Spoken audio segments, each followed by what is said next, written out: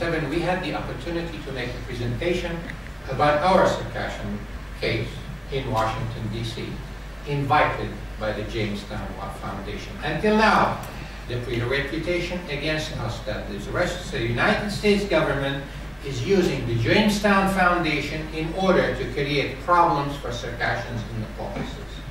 We held a conference, the title of the conference, Circassians Past, Present, and Future.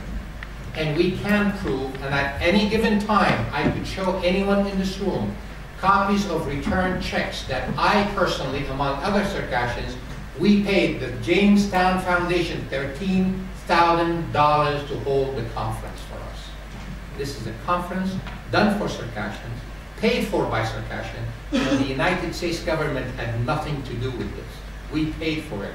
The money came out of our pocket in order to tell the world what had happened to our nation. You go on websites today, you go on people who make comments about us all over the place, that we are a product of Washington, D.C.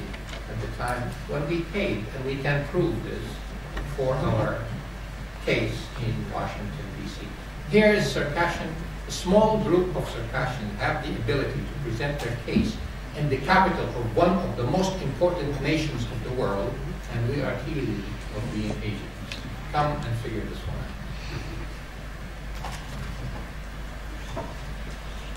We also have paid as Circassian, each one group of us. The Caucasus Forum, the Caucasus House in Turkey, the CCI, the ICC in New Jersey, our organization in Kafrakaman, each one Circassian group paid for its own expenses in demonstrations, in conferences, in all the activities we have done. Not a single penny from any government in this world was paid to us to hold any demonstration or any conference that we conducted in order to raise the awareness of the Circassian genocide or the problem that we have with such.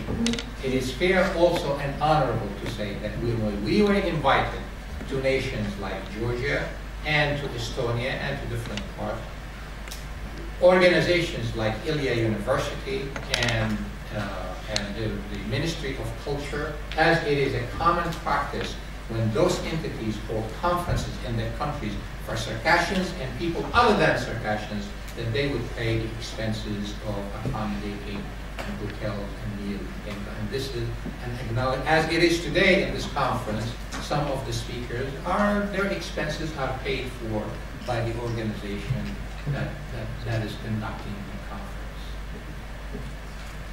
Howard University on April 8, 2008, in Kennedy School of Government and in the Carr Institute, we were able to hold a conference in Harvard University, the finest institution of education in the entire world. We are able to present the case about Circassians. Adigas from Turkey, from the Caucasus, from Israel, from Jordan, came in to tell how the history of Circassia has been and how the future of Circassia should be. And the title of the conference was Russia and Circassia, an internal problem or an international question. And the end result of the conference was that it was an international question, and the world needs to listen to us so they can understand our tragedy and our hidden genocide and the story that no one knows about Circassia. We had felt at that time that our community, consisting of about 5,000 Circassians in the state of New Jersey, had a difficult time traveling to Boston about 4 hours by car to attend the conference. So what we did is we brought in all the speakers from the Harvard conference to New Jersey, and we were able to get time in William Patterson University to duplicate the conference that we had done in Harvard University in order to make our community understand the work that we have been doing and the goals we have been trying to explain and make clear and make our people aware of. And it was a very successful conference, and the name of the conference was Embracing Circassia, Building Our Future. The future for Circassians today. The past, what had happened in the past, is important for us to learn a lesson from, but today as we speak as Circassians, the most single important thing that we should be concerned about is the future. And if we do not think about the future, we will lose each other and we will lose our future. May 21st, 2009, the first internationally coordinated demonstration between US, Turkey, Israel, and several other nations. Young Circassians, few Circassians would sit down, who would think alike and act alike and have the same feeling about their past and their future. And without knowing, they would coordinate with the same ideas, and we would build some type of a network that we were able to hold demonstrations in various capitals of the world, but mainly in front of the United Nations in New York City and the Russian consulate in New York City and in Istanbul, in Taksim Street and in Kafr Kama and in Amman and in different parts of the world, raising the same slogan. And these slogans were three statements we all agreed upon creating. And they were printed and displayed in Turkey, and the same thing in the United States and in Germany and in different parts of the world. And they read, "Free Circassia now. Recognize the Circassian genocide and stop the Sochi Olympics." After this, the momentum of Circassian youth awareness and rallying with us had increased so many fold over. And everybody knows that year after year, we have been gaining more and more support of young Circassians who want to see the future of Circassia. The most amazing part about this is like what I told you, that this is a true fact. The truth is on our side. Many Circassians feel the same way about our future, despite the fact that we did not communicate initially with each other. But when I talk to somebody in Turkey, when I talk to somebody in Kafr Kama, I would realize that they do have the same intention. They do have the same drive. They do have the same motivation. They wanted to see the same thing.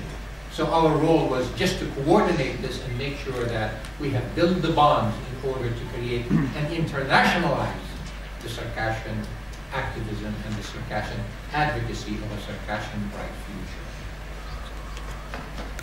In August 19 of 2009, I guess I was very frustrated.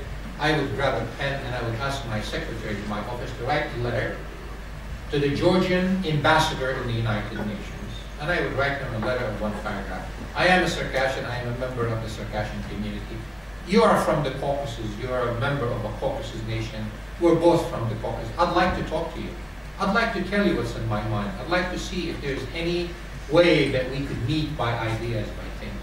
Send the letter, send him an email. I do have the letter. I get a response from him within 1 week, welcoming the opportunity to talk to his Kafkaz compatriot, or Kafka's friends who are Circassians. Within a month, I get a call from some people from Georgia. He said, well, you know what, we would like to talk to you. Could you come down to our office and talk to us? I go there with other Circassians. And the first question, they said, look, we wanted to get closer to the Circassian diaspora. We do feel very close to you. We do share with you many values and many things. We would like to talk to you, but we also would like to ask you that if there is anything we could do for you in order to show you good faith. I said, yeah, of course, there is. Well, first, number one, I just wanted to tell you that if you are here for us to compromise our relation with Abkhazians, Adigas and Abazas are closer than a brother to brother, and that we will not compromise, not now, not later, not any time. But if we leave the subject aside, we could talk about anything we want. So they said, what do you want? I said, we want you to open your Russian military archives for us so we could take a look at them. We want you to recognize our Circassian genocide, and we want you to help us stop the Sochi Olympics. And the fact that there is an independent and democratic Georgia today, I, as a Circassian, have a hope that one day I will have a country that will be the same in the Northwest Caucasus for Circassia. All this effort was initiated by us as individuals, despite all the rumors and all the things that you say, that the Georgians are using us to do their political agenda, and what, there was no political agenda. We approached them, we asked them, they responded, we've done this. And the three things we asked them for, since then until now, anything they said to us, they fulfilled. They called us within a month. They said, send somebody, we're going to show the archives. We sent one of our young people who is a lawyer, who knows Russian, who knows history very well, who participated in collecting the documents that we translated 4 or 5 years ago, and he spent there a month and 10 days. And he had made copies of 5,000 documents from the Russian archives left in Tbilisi, how the Russians themselves killed Circassians, written by Russian officers and Russian corresponding personnel. And we made copies of them, and we told the Georgian, we would like to submit to you a request to recognize our genocide. They said, why don't you come on over and submit it to our parliament? So we come to Turkey, we sat down, we missed the airplane. 19 of us missed the airplane going to Tbilisi. They took us to the lounge up in Istanbul airport, 19 Circassians. We sat down and we put together a document requesting the Georgian parliament to recognize the Circassian genocide in Istanbul airport. Us, Circassians, wrote down one paper. We submitted it the following day to the Georgian parliament, written in Istanbul airport by Circassians. Each and every one of them signed off on it. And we have a copy of that, and we could show it to you at any time. They took that document, and we had made it clear to them that we are looking for this to happen as soon as possible. They said, well, let's see what we could do. They put together a legal, historical, and political committee to study their own archives, or the Russian archives kept by them, the legal impact that could have on the recognition of the genocide, as well as the political impact that this can create for Georgia. And it took them a while, but during that period of time, they held another conference. And that conference, they invited other scholars from different parts of the world to re-enhance the understanding and the idea of how the Circassian genocide should be recognized. During this time, we knew that there were going to be a Winter Olympics in Vancouver. 5, 6 Circassians from New Jersey, 2 from California, 1 from Canada. The ones from New Jersey left New Jersey, stayed at the airport for 24 hours in the worst snowstorm that ever happened in the history of New Jersey. They would not leave the airport, and they would fly to Vancouver, and they would land there, and the people from California came, and we demonstrated in the Vancouver Olympics. The Russian had built a house, and they called it the Sochi house. If you go on the internet and you put on YouTube, you will see that Sochi house.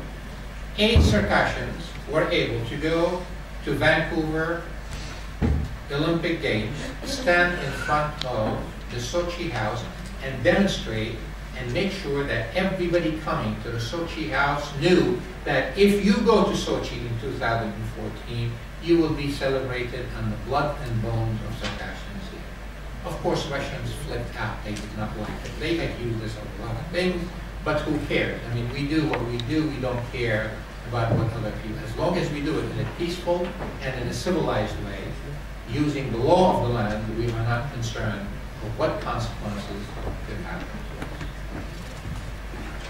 The Russians at that time did realize in a very clear term, as you could read in their reports, we became the enemies of the state of Russia. And we're not Russian. I could be their enemy as much as they want, because I am not Russian. I will not become Russian. I will not need their citizenship. And I will, as a Circassian, one day go to Circassia without their permission. So now they do realize that we have been a really serious Circassians about the quest of recognizing the Circassian genocide and stopping the Sochi Olympics, and all hell broke loose. Articles written about us and all these things, and of course, I mean, the ingenious Russian media and the excellent reporters writing about us that are extremists and radicals, and we are looking to disturb the balance of things in the Northwest Caucasus. They don't call it Circassia. We only call it Circassia. They call it Northwest Caucasus. They do not want to call it Circassia because they want Circassia without Circassians. If Circassians go back there, it becomes Circassia again, and that's a problem.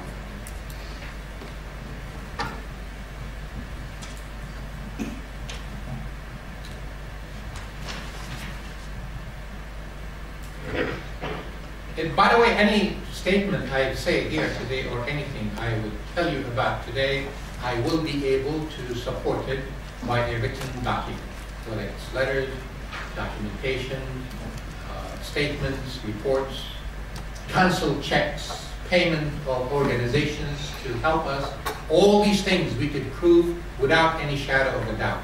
As a matter of fact, any organization in the United States, including the NGO, would have to disclose its financial statement